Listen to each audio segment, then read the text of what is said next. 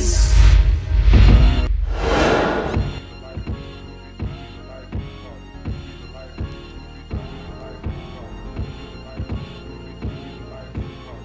She's a celebrated philanthropist, an author, and a motivational speaker. She is the author of Beneath the Hair series. Today we're sitting down with hairstylist and beauty stylist Arlene Martin, who has graced many magazines, Essence, to name a few. I'm so excited that you decided to sit down with us in the Jenleeion Circle this afternoon. I have a lot that I'd like to talk about. First, I'll say, how you doing? I'm doing wonderful. Thank you so much, Mario, for having me. I really appreciate it. Well, thank you so much for being willing to sit down with us to chat. Your resume is quite impressive, right? I teased a few of the things that you do, which, it's interesting that, your work is continuous. It's like, how do you have time to do it all? But first, I'd like to start with your artistry in hairdressing, etc. As a wig stylist, where did it start first? Okay, so it started first at a very early age. I would say around in high school. I've always been a creative person, growing up as a little child, drawing, painting, writing, and also playing the violin. So it just kind of escalated from there. When I got in high school, that's when things started to kind of be more defined as far as my artistry. I fell in love with doing hair, and to the point where when people used to come to my house and I used to do their hair, they would walk out like they were coming out of a salon. And so that's when I knew that, hey, I found something here, I'm enjoying this. And what so it was sort of hobby-esque at first in your teenage years. Yeah, yeah. And what I began to learn about myself was that if I love doing it, then I'm going to pursue it with everything that's in me. And so that's what I did. That's fantastic. So you were the girl in the neighborhood where everybody went to get together. Yes. Did you start charging people, or were they just your human mannequins? You know what? I did start charging people, but a couple of them stiffed me. I'm not even gonna lie. A couple of them like really stiffed me, and that's when my sister would come in. No, you need to get your money. We're going to her house. You're gonna get your money. Because I'm one of those people that's like, okay, if they don't want to pay me, that's not now, of course, but back then I would say, okay, they trying to stiff me, so let's just move on. I'm like non-confrontational. No, I appreciate that, but if you're walking out looking like Essence magazine and I didn't get my coin, it'd be that's when my sister would come in and bully, and she'd be like, nah, you gonna get your money. So did she ever was she ever successful in retrieving? She would retrieve the money, for the people that would try to stiff me or whatever. Under threat of beatdown, or? Under threat of beatdown. I felt it. I had to ask it. Yeah, of course. I had to ask it. Yeah, that's what it was. Well, that was, in that sense, your sister was sort of your hero. She still is. Definitely one of my role models, and she was always my protector because I'm such a sensitive, free-spirited kind of being, and I just don't like confrontation, don't like drama, things of that nature. So she was always the one that was like, that resonates with me, and in fact, the editor-in-chief of Jenleeion is my older sister. Oh my God! And so it's one of those things where I have to be careful what I tell her, right? If I tell her certain, if I tell her certain things, it's like, oh my God, I couldn't tell her. The Nora hurricane will come. Oh yeah, no, I couldn't tell her anything. Like, let somebody mess with me, I just kind of keep it to myself because she would literally go to bat for me with everything that was within her. So yeah. I think that's wonderful. So in your craft and it growing, etc. You had your sister who was your big cheerleader. What of your parents? My father was actually a famous singer over in Israel, which was where I was born. I was born in Dimona, Israel. And so he actually sung with a band called the Soul Messengers. And you can actually also get the some of his greatest records online and on YouTube and on Pandora. I mean, his stuff is still selling. So, and my mom was an artist as well. She was one of those type of artists that drew and painted and things of that nature. So I come from a very creative background. Yeah. What I love about that is I went blind when I was 9, and before I went blind, I was huge into art, right? I was able to paint exact replicas of whatever I saw, but of course I lost my vision, and I feel like the art translated to an auditory art where I'm doing music now. Yes. So for you, painting, drawing, etc., and then it switched to hair. Yeah. I'm curious, the type of paintings and things you did prior to switching into the hair arena, what were they? I would do oil paintings. I liked oils because of the textures, and I liked them because it was thick and I could just kind of maneuver with the oils as per se, like the acrylic and things of that nature. I didn't really like the acrylic too much and the water paints too much. But I would paint like people. I would paint fruits and baskets and things of that nature. I would do a lot of spiritual paintings as well, like Christ on the cross or on his way to the cross. I would do a lot of things that were very meaningful. Yeah. Arlene's work has taken her to Hollywood productions and theatrical productions. Essence Magazine. Yes. Right? Love and Hip Hop. Yes. These major events that you have been able to be a hairstylist for. I asked two questions. Take me to Headrest Studio, right, that you're the head of and what that is. And then secondarily, your parlay into what I would call the pro world, theatrical and Hollywood productions. Yes.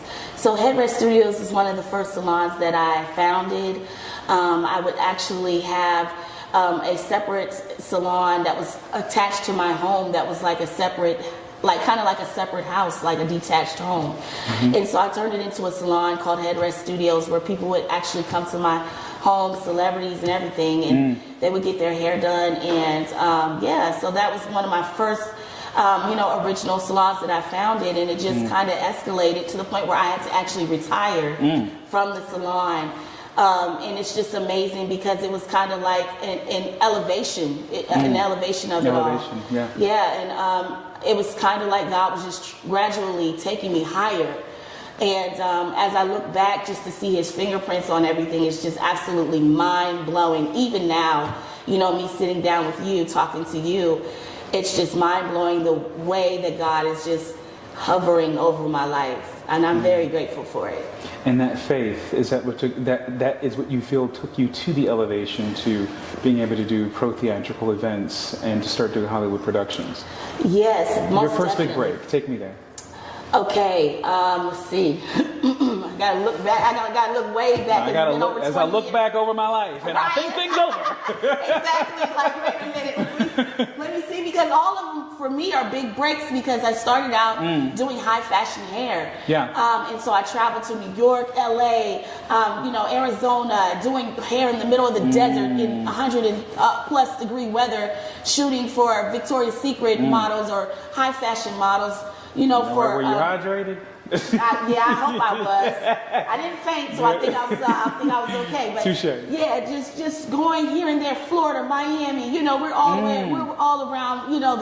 Just the United States shooting and just doing amazing stuff. And I've been to London and just seeing the sights in London because of me doing hair, winning contests. To be able to go to London because I won a contest, and I put the contest on the door, when they were finding people that, the contestants or whatever. And I looked at that poster and I said, I'm going to London. I spoke to it. And I said, I'm going to London. I'm going to win this contest. Wow. And I won the contest. So just all of those things to me are big breaks. There's not like one particular big break. There's for not me. one single point No, of it's catalyst. not one, because you know what? Every single journey is a big break because you're elevating, you're going through so many different doors, and so there was like not just one thing for me. Yeah. I'm curious, when did hair become the dream though? Oh man, I would say, as I look back over my life and I think about as a child, I think that it was a seed planted when I started doing my baby doll's hair and things of that nature. It was therapeutic for me. And I think still to this day, styling hair is therapeutic for me. It's like a therapy. I can't even explain it. It's like I could do it with my eyes closed. I literally can do hair, feeling the hair through my fingers and just grasping it and being able to maneuver it and mold it into different shapes and To me, it was like, it was kind of fluid. It's fluid for me, and it's kind of like I was born to do this. It wasn't like I had to learn. It was kind of like I was born to do it. I just had to go to school to get legal to get my license for it. You're the second person I've ever heard say that. My current hairdresser in DC said the same thing to me, that it's therapeutic. So she can run her mouth and be done with hair in no time. Cousin of my best friend. That's interesting. Wow, that's fantastic. So to that end, you decided to start writing books. Yes, I wanted to give back, and Beneath the Hair is basically a gift back to the industry, to give back, to let them know, because a lot of people don't know the blueprint. Like, they ask me, Arlene, how did you get here? How did you get there? What door? And who opened? And it's like, okay, let me go ahead and give y'all a little small blueprint and make it into a series and just continue it on until I'm done, So Beneath the Hair is like a volume 1 of the book series that I'm doing as far as blueprint wise. It's a journey. It's called The Journey to Becoming a Successful Industry Leader. Wow. Yeah. Alphabetize that for me. ABC, in terms of what your ABCs would be for Beneath the Hair. For me, I think that your character, your leadership, and as far as the way that you mingle and network with people is very important. I tell everybody that your character, that your ability and your physical ability to do the job can get you in the door, but your character is going to keep you there. Because there's so many people that will walk through those doors, but they don't stay there long. And it's kind of like self-sabotage. You're sabotaging yourself because you just don't know. Or character can wear out your welcome. Yeah, your character means everything. And if you don't have a good character about yourself, you will never ever make it. And it's like my grandmother used to always tell me, Arlene, we can put you in the middle of China and you'll do fine. Like you can go anywhere and you'll make a friend, like literally. And I have literally been all the way around the world, and I can tell you that my grandmother was definitely right about my personality and about who I am. Yeah, and you're a person of faith, so your gift will make room for you. Oh my God, I received that. What is that? Well, I ask you, what does that mean? Yeah, it means a lot. My gifts have made so much room for me. Literally throughout my entire life, my gifts of singing, of writing, everything has just made so much room for me. Do you sing? Just a little tiny bit, but not a lot. I got a little bit from my dad's side. Oh, okay. Yeah. I won't put you on the spot. I can write better than I can sing. Trust me, I can write better. I won't put you on the spot. Yeah, thank you.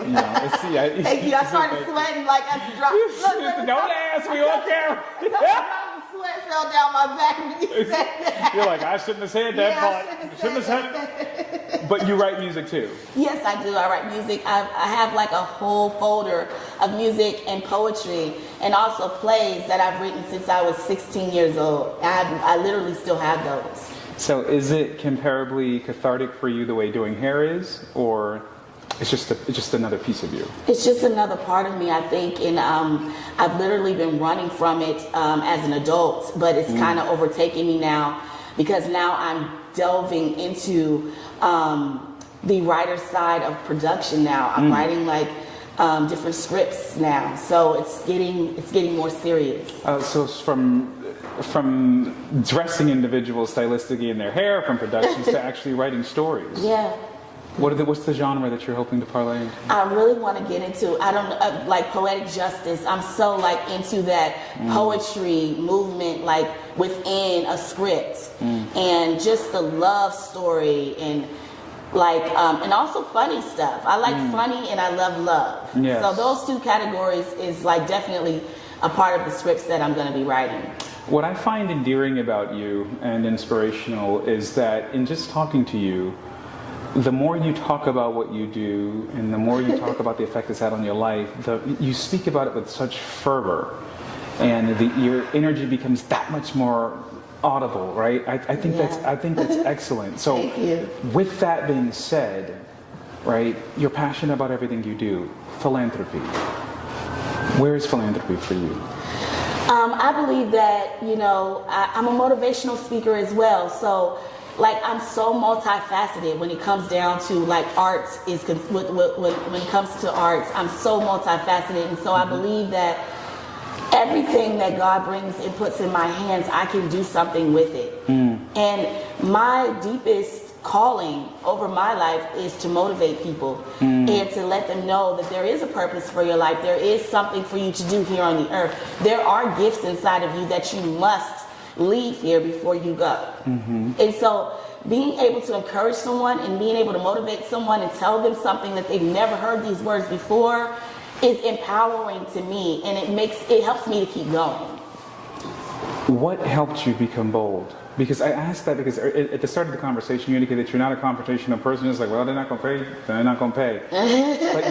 but yet here you sit bold and in charge, and are you still that non-confrontational person that might where are you with that? Where did you find this boldness? Did you grow into it? I grew into it. Is there a separation between the two? I had to grow into it, and I had to be able to be bold because of all of the things that I've gone through in my life. I was bullied as a child all through school because I was so quiet and introverted in school. And if you see me on the street, I'm still introverted until I know you, and then I'll come out, or until I feel your spirit and see what kind of energy you have. Then I'll come out of my shell. I tell everybody I'm like a turtle. Like if I feel your energy, then I'm gonna, and it's not right, then I'm gonna stay in my shell. Stay in your shell, yeah. But if I can feel your energy and it's the same energy that I love in abundance, then I will come out of my shell and I'll embrace and I'll open up everything to you. So it's really kind of special for someone to get to know me. Yeah. Because for a long time, like I said, I was bullied and I went through a lot in my life. And so now I can be bold and I can stand in my own presence and say, here I am. Here I am indeed. Yeah. And with that boldness, you have done a lot of things that hairstylists who are starting off or even in mid-career could only dream of doing, with the litany of things that you've done considered. What's your favorite? Wow. I would say my favorite is motivational speaking, because you're literally changing someone's trajectory in their life. You're literally changing a life. And that means more to me than anything and I actually think that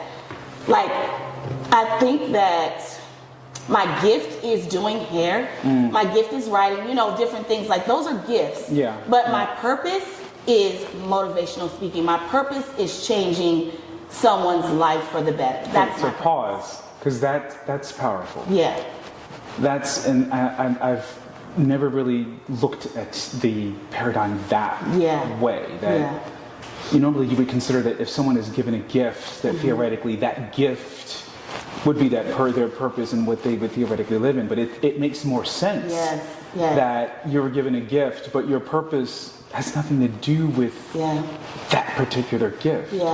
Yeah, and I feel like your gift can get you in your gift can get you in spaces that you wouldn't normally get in. But once you're in that space, that's where your purpose takes over. Because everything's a stepping stone, right? And you don't know what that purposeful finish might theoretically be. Yes. And your gift could have been used as catalyst to get you there. Yes, just to get you there. It's just a catalyst. To get you there. That's powerful. Yes. It's powerful. Because I look at myself and say, well, I call them multiple personalities, but you call, I'm glad I have a word from you. I can call them gifts. This person can do that, and that person can do this. All of them can't see, but we doing a lot of stuff. But with that being said, that really does speak to me. So I have to ask you this. When did you find that purpose? Because we all hear that old adage that the two most important times in a person's life is when they're born and when they find out why, i.e. the gift versus purpose that we're talking about. When did you find out that you felt motivational speaking or being able to reach into someone else's life was your purpose? I was an at-risk youth, and so when I was bullied in school, I kind of channeled that anger. I wasn't able to channel that anger, and so I did a lot of breaking things at home. And my mom couldn't understand what was going on because I didn't want to tell my mom, because I knew that if I told my mom, every teacher would be fired. Like, literally, she would go up to the school and just clean house. So I didn't want to tell my mom because everybody would call me a snitch. So like I said, there's the sound like my sister. yeah, again. there's the non-confrontational part. Not me not wanting the drama. Yeah, everybody's gonna get it. Everybody's gonna get it over here.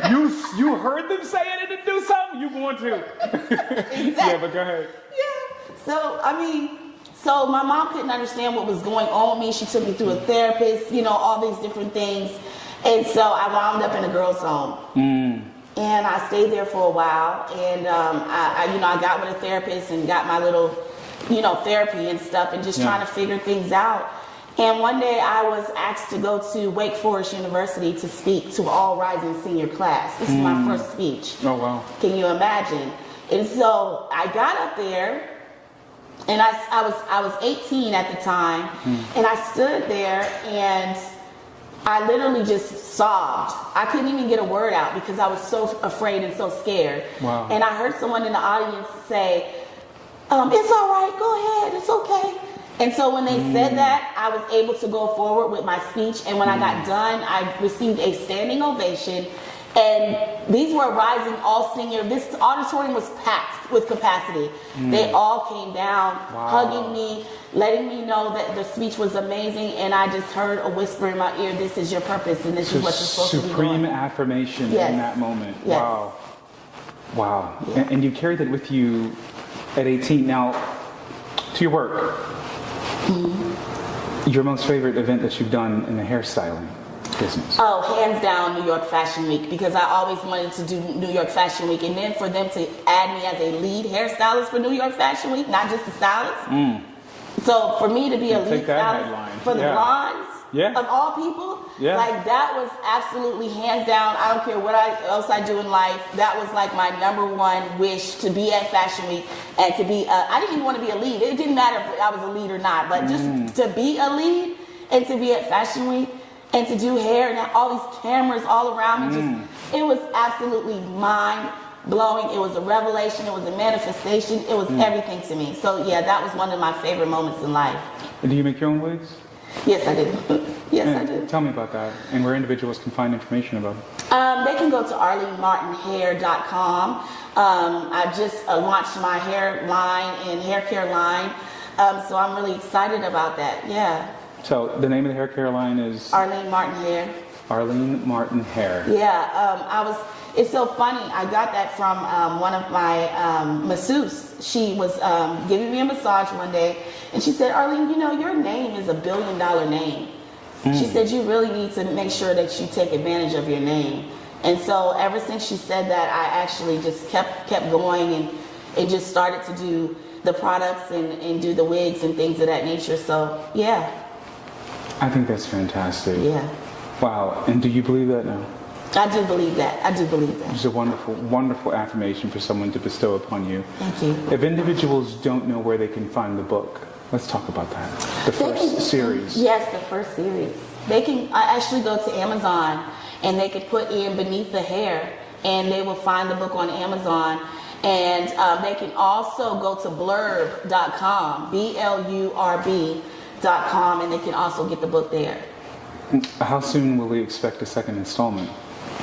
Oh man, I need to go ahead. You know what? It's been a minute, so I need to go ahead and start writing again, writing the book and everything like that. It's been so busy. But yeah, I need to go ahead and get back into it. I would say within 1.5 years, 2 years, I'll give it. The two things that you're looking forward to doing over the next couple of years?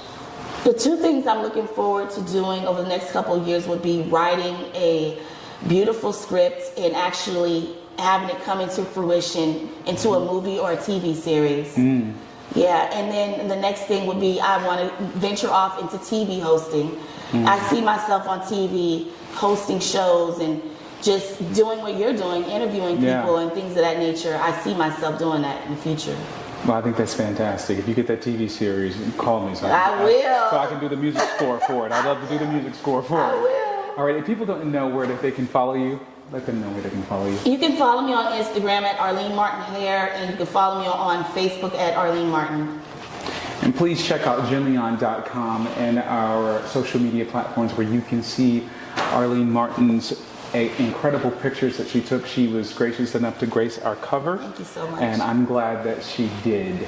I'm Mario Bonds with Jenleeion Magazine. Goodbye, everybody. Does anyone still believe in paradise? Or is it only me? Do you believe in so follow me?